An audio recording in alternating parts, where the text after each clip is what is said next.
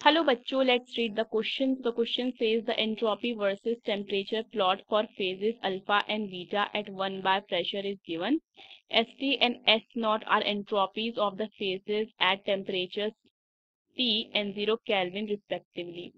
The transition temperature for alpha and beta phase change is 600 Kelvin and Cp, beta minus Cp, alpha is equal to 1 joule mole inverse Kelvin inverse. Assume Cp beta minus Cp alpha is independent of temperature in the range of 200 to 700 Kelvin. Cp, alpha and Cp, beta are heat capacities of alpha and beta phases respectively. The value of entropy change S beta minus S alpha in joule per mole Kelvin at 300 Kelvin is. So the key concept is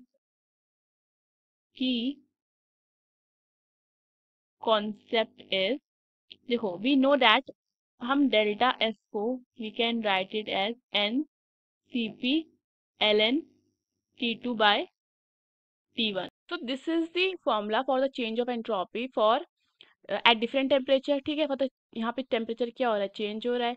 सो देखो according to the question जो alpha और beta है, alpha and beta.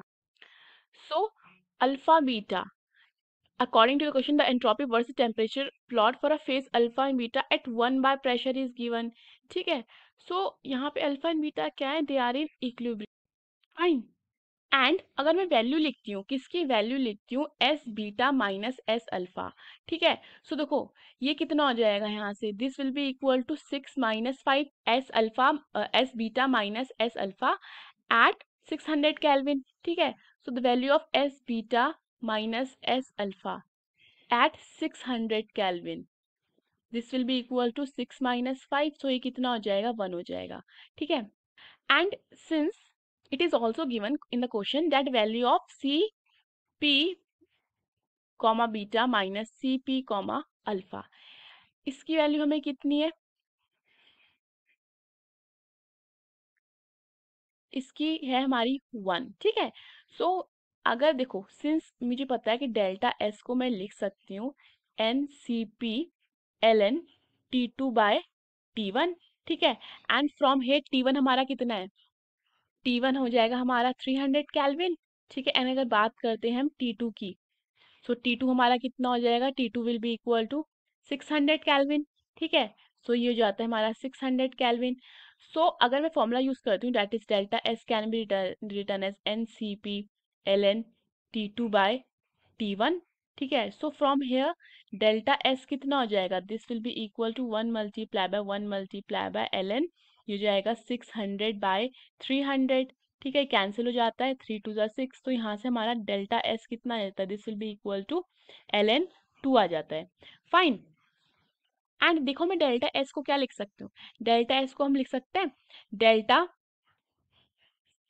Delta S at 600